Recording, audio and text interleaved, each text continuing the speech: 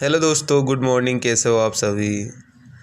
आज स्वागत है आप सभी का आपके अपने यूट्यूब चैनल में इस दीवाने पर। जैसा कि आपको पता है कि मैं डेली के 3 से 4 वीडियो लेके आता हूँ, तो आज मैं जल्दी वीडियो लेके आ गया सुबह सुबह। ठीक है, मौसम इतना अच्छा हो रहा था, आपको पता है सभी को सावन चल रहा है, तो मौसम बरसात का हो रहा है, बहुत प्यारा मौसम हो रहा था। मैंने देखा एक वीडियो अपन बना ही लेते। ठीक है, तो मैं आपके लिए लेके आया हूँ आज 3 तरीके के क्वेश्चन लेके आया हूँ।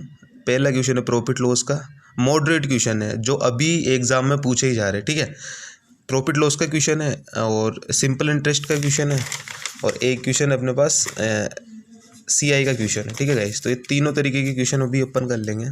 ठीक है, तो पहला क्वेश्चन है, बहुत ही अच्छा क्वेश्चन है, क्वेश्चन पढ़ के बता देता हूँ मैं आपको एक बार। ठीक है, कि यदि मैं एक घोड़ा 6200 रुपये में और एक गाय 2600 रुपये में बेचता हूँ, तो मेरे को दोनों की लागत पर 10% का लाभ होता है या फिर मैं 10% कमाता हूँ। यदि मैं घोड़े को 6000 रुपये में और गाय को उसके क्रय मूल्य पर बेचता हूँ, तो मुझे 12.5% का प्रॉफिट होता है। तो प्रत्येक की मूल लागत क्या है, प्रत्येक का सीपी क्या है। ठीक है, तो आपको पता ही है कि आप एग्जाम देते हो एसएससी के, तो उसमें इस तरीके के मॉडरेट क्वेश्चन अभी पूछने लगा है। ठीक है, इस तरीके के मॉडरेट क्वेश्चन पूछने लगा है, लेकिन अपने को बस अपने कॉन्सेप्ट पे रहना है। ठीक है, अगर अपने कॉन्सेप्ट अच्छे हैं तो चाहे वो कितना ही मॉडरेट क्वेश्चन पूछ ले, कितना ही चेंज कर ले क्वेश्चन को। ठीक है, अपने कॉन्सेप्ट से ही अपन क्वेश्चन बना लेंगे। ठीक है गाइस, अब चलते क्वेश्चन पे। बोला है कि यदि मैं एक घोड़े को 6200 रुपये और एक गाय को 2600 रुपये में बेचता हूँ, तो मेरे को 10% का लाभ होता है। ठीक है, तो यहाँ से अपन 110% की वैल्यू निकाल लेते हैं। 10% का लाभ है तो 110% की वैल्यू क्या आ गई? यहाँ से आ गई 6200 और प्लस 2600, तो यहाँ से कितनी आ गई?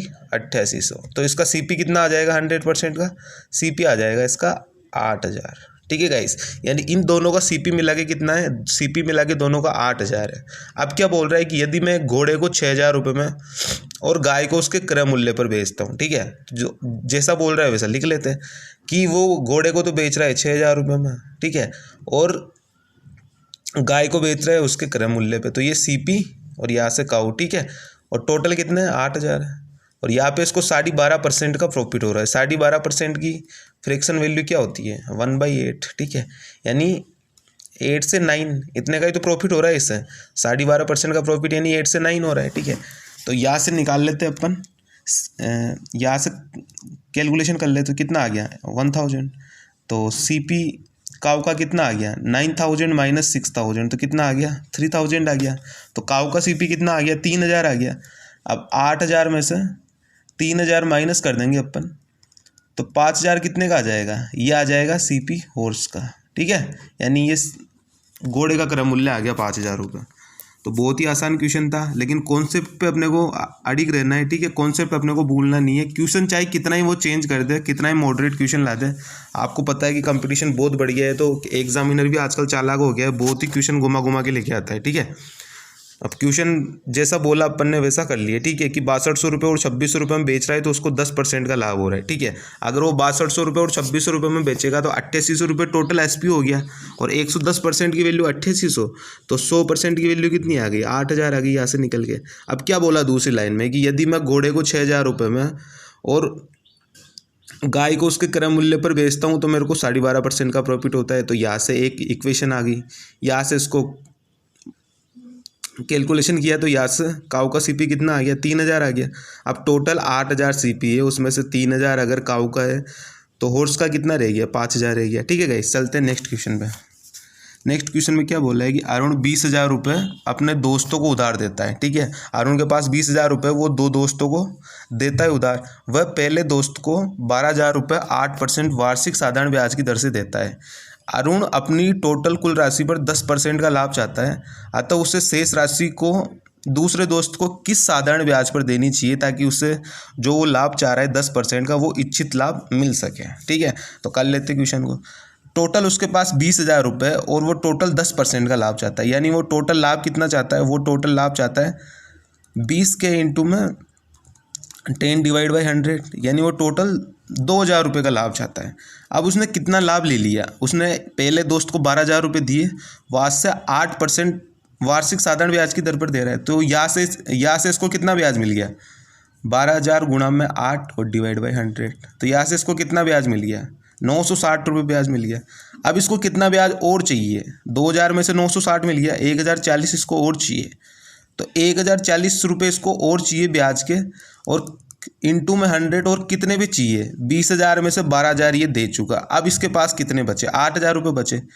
तो यानी इसको 8,000 रुपये में से 1,040 रुपये का ब्याज चाहिए। तो ब्याज की रेट कितनी हो जाएगी, ये 0 से 0 कट गया, यहाँ से 1 से 1 कट गया, तो यहाँ से 13% आ जाएगा निकल के गाइस। ठीक है, यानी ये दूसरे को 13% के साधारण ब्याज पे देगा, तब जाके इसको 10% जो ये चाहता है इच्छित लाभ वो मिल जाएगा। ठीक है, क्वेश्चन बहुत ही ईजी था, एक बार और देख लेते हैं। ठीक है, कि 12,000 रुपये उसने पहले दोस्त को दे दिए 8% पे, तो वहाँ से इसको 960 ब्याज मिल गया। टोटल ब्याज कितना चाहता है ये, 10% चाहता है, तो 20,000 का 10% कितना हो गया, 2,000 हो गया। अब इसको 2,000 में से 960 तो ब्याज मिल चुका। अब इसको कितना और चाहिए, 1,040 और चाहिए। और कितने में से चाहिए, 8,000 में से चाहिए। तो 1,040 इंटू में 100 और डिवाइड बाई 8,000, तो यहाँ से कितना निकल के आ गया, 13% निकल के आ गया गाइस। ठीक है, आसान क्वेश्चन था। ठीक है, चलते हैं नेक्स्ट क्वेश्चन पर।